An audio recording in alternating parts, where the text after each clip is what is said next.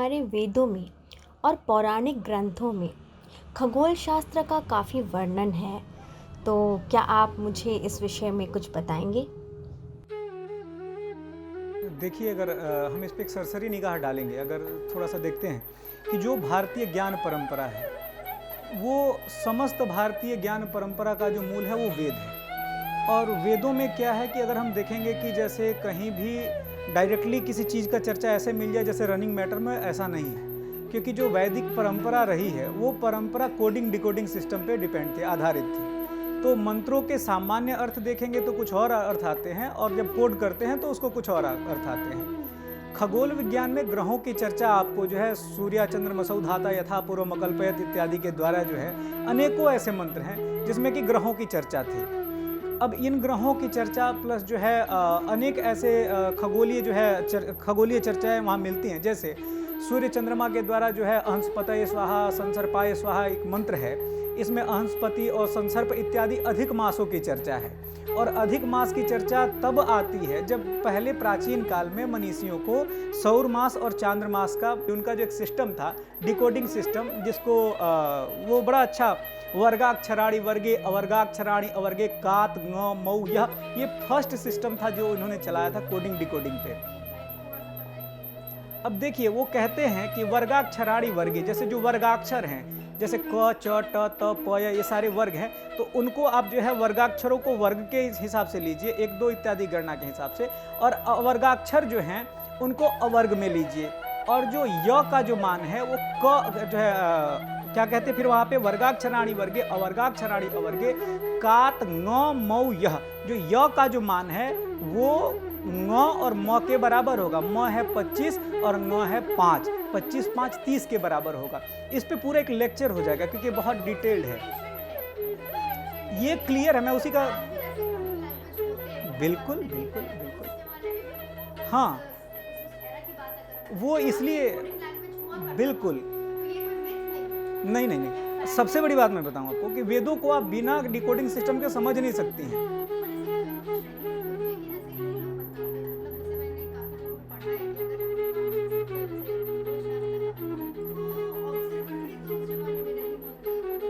जी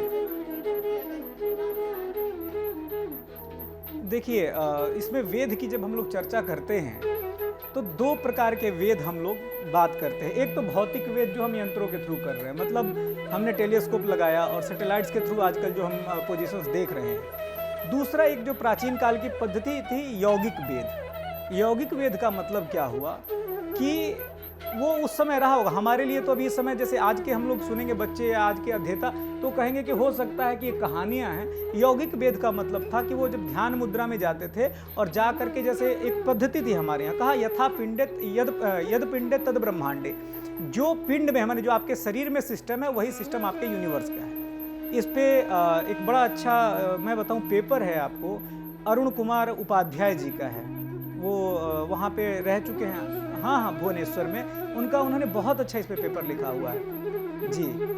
तो उसमें क्या था यौगिक वेद में, क्योंकि वहाँ कह रहा है, अब योग सूत्र पे थोड़ा सा आते हैं, वो कहते हैं कि सूर्य संयमात भुवन ज्ञानम, यदि सूर्य में आप ध्यान को मतलब संयमित कर लेते हैं तो आपको भुवन का ज्ञान हो जाएगा, चतुर्दश भुवन जो इन्होंने डिवाइड किया था।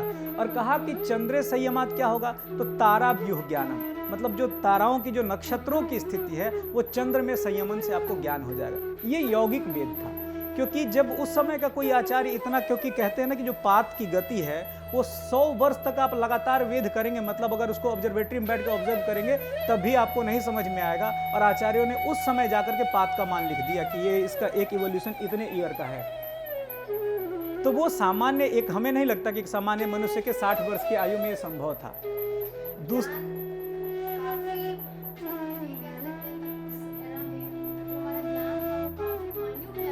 जी, और उसी को रक्षा करने के लिए आचार्यों ने वो कोडिंग डिकोडिंग सिस्टम हर जगह अप्लाई किया, चुरा ना पाए या कोई ऐसे ना हो कि अयोग्य के हाँ मिसयूज ना, किसी अयोग्य के हाथ में ना चला जाए, नहीं तो क्या होगा बिल्कुल,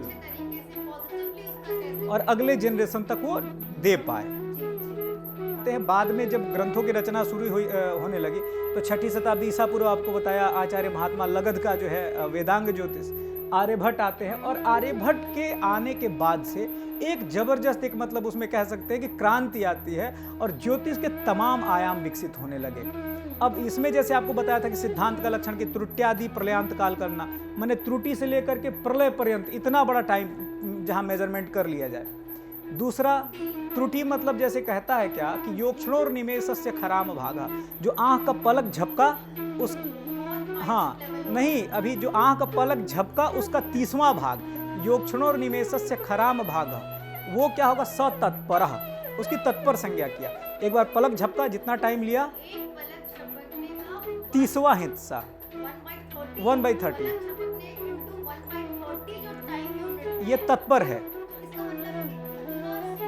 अभी 1 यूनिट और नीचे जाएगा, और उस तत्पर का जो 100वां भाग था,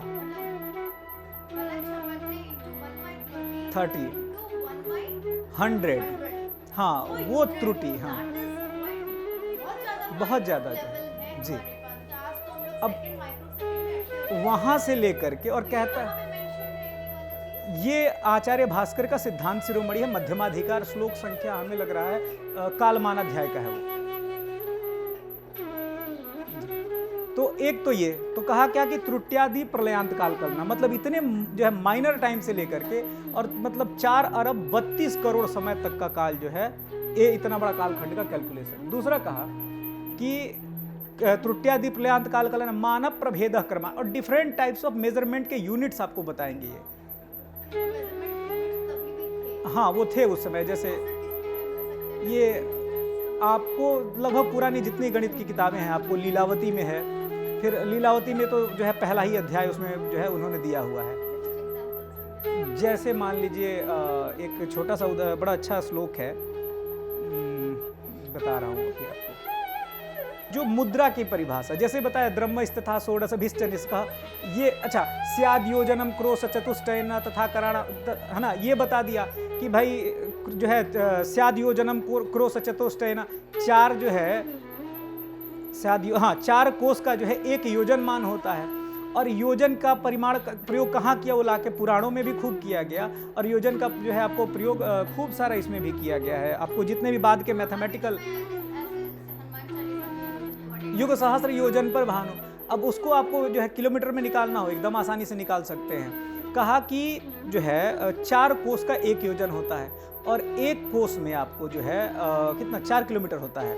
1 कोस में जो है 4 3 होता है सर, 3 किलोमीटर, 3 किलोमीटर का 1 कोस, तो 3 चौको 12 किलोमीटर जो है आपको 1 योजन का मान लगभग आता है। तो इस तरीके की तमाम चर्चाएं इन सब जगहों पे, तो हाँ ये मानव प्रभेद क्रम। फिर क्या कहते हैं, चारश्च द्युसदाम, मतलब जहां ग्रहों के गति की चर्चा हो, मतलब आप एस्ट्रोनॉमी की बात कर रही हैं। द्विधा च गणितम, 2 टाइप्स ऑफ मैथमेटिक्स जहां पढ़ाया जाता हो।